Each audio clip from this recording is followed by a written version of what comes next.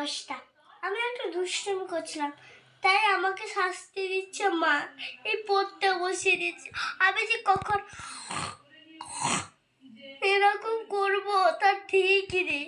এক্ষুনি একটা ছোট মেয়ে, তার উপরে এত অত্যাচার। আপনারা বলুন, এরকম করা যায়?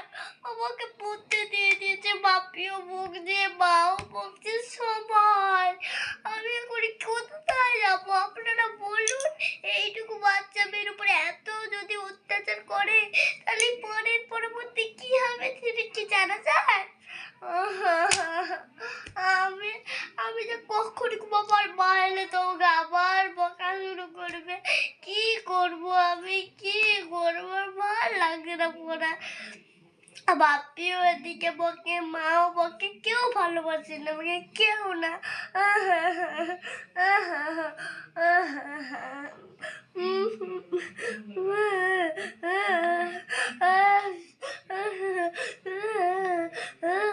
কান্না চলে এসে আবার টুপ করে মারবে। আবার কোথায় যাব, কি করব, কিছুই মাথায় নেই।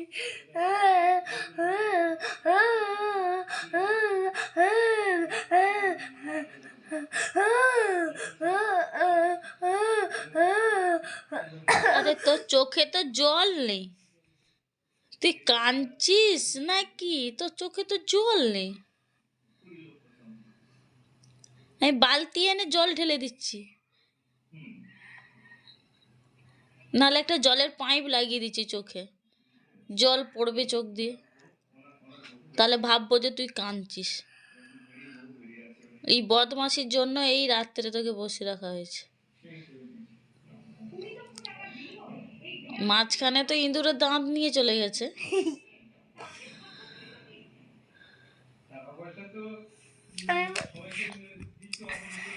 কি করব, এত যদি অত্যাচার করে।